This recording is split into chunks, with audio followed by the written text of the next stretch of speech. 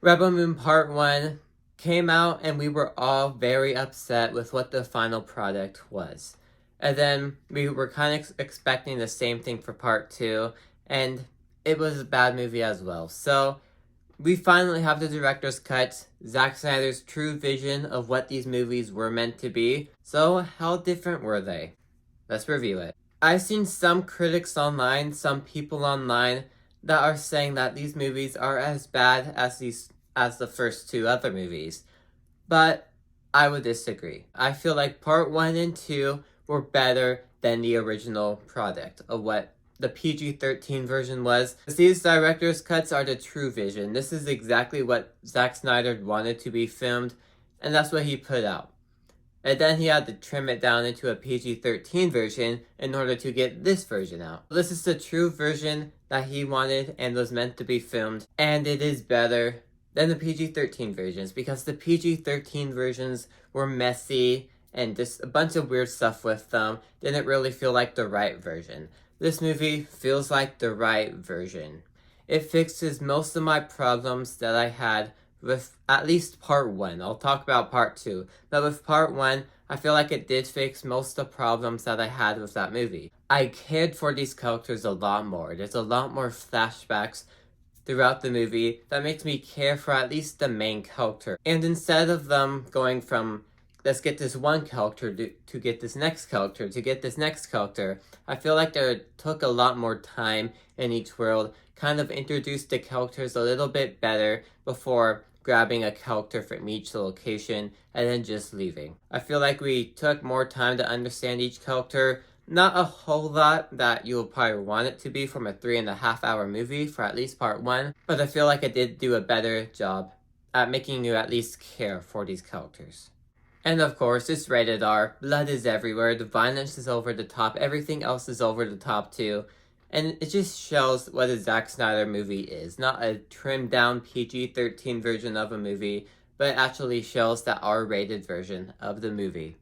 If you had trouble with the story that the original PG-13 versions had, this movie won't really fix it for you. It has the same story, but I'm fine with that Bug's Life type story because my main problems with the movie was how it was structured, and I feel like this movie structured it a lot stronger. Now, speaking of Part 2, for me, the director's cut of Part 2 didn't really add anything to the movie. It had most of the same problems that I had with Part 2 for the PG-13 version.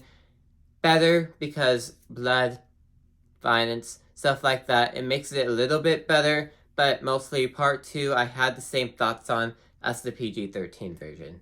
Out of all these two movies for the director's cut, Part 1 is definitely the one that was most improved out of everything on here because it actually made you care for these characters, that when certain stuff happened, I felt an impact instead of like, who was that? What exactly was their relationship? No, I know who the relationships are now and everything like that. Now, counting Part 1 and 2 together, it's 6.5 hours. For me, I felt the runtime here and there, but it did not feel like 6.5 hours out of my day. It zoomed by for me. I took occasional breaks because the movie is long, but it didn't really feel like a 6.5 hour movie to me. It does use its runtime to help its favor because I do feel like the main character is more focused on, the villain's a lot more threatening, and a bunch of other characters you actually feel the relationship with the main character, and you know who they are instead of like, I have no idea who that guy is. But I have to say this. If you're not a Zack Snyder fan, if you don't like most of his films, you are not going to like this movie. This movie has that Zack Snyder style to it that if you do not like his other movies, you will absolutely not like this movie. But if you're one of those Zack Snyder fans that love everything he puts out, this is 100% the movie for you. Now, the runtime may throw some people off. Maybe it doesn't have to be 6.5 hours, but I feel like it used this runtime to help its favor. But don't have the runtime throw you off. However though, although I've been praising this movie, all I've been saying is that it's better than the original PG-13 version cut. As just a normal movie, I give it about a 7 out of 10. It's not like the greatest thing in the world, but just comparing it to the original PG-13 cut, I feel like it is drastically better.